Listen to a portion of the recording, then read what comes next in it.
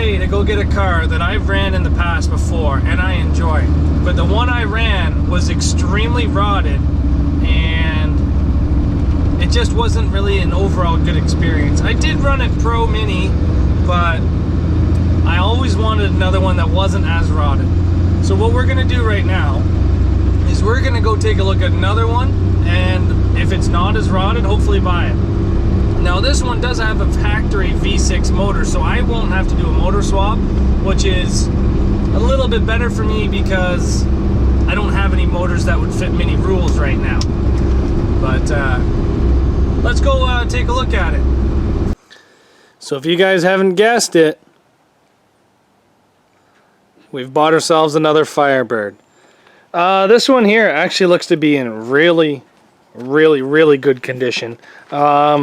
The underside is pretty much undercoated to the max. Let's see if I can get a good view. See all that undercoating underneath there? It's going to be horrible to weld to, but you know what? I'd rather have a hard time welding than a rotted car.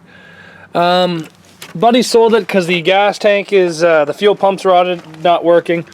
The only rot I have seen is that right there, which is pretty much nothing. Every Camaro and Firebird from this era is always gone there. And a little bit here on the floors.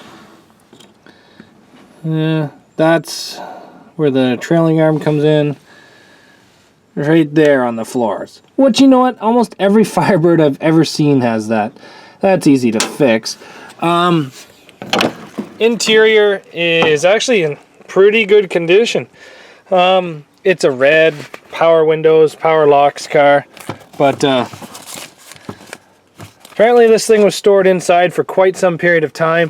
It doesn't really look like the roof is leaking because of the how there's very little rot up there, but the headliner has been pulled down, so I'm not 100% sure how that's going. The thing that really sold me on this car is that it's a V6, and for me to run mini car, it's got to be a V6. So this car here has only got a wheelbase of 101.9, so that makes it mini car. So underneath this hood, everything looks pretty damn good. The last one I ran, there was basically no steel attaching the top of the strut tower. It was rotted all the way around. This one is in much better condition than the one I had last time. But this is the 2.8 V6. This is the first year for the multi-port fuel injection for the Firebird. I'm planning to either run this one as a fuel injected or try to get some parts off of another car to try to turn this 2.8 from a fuel injected back to a carbureted. I haven't done it before, so we'll kind of see how she goes. But other than that, everything on this car seems to be in pretty good condition.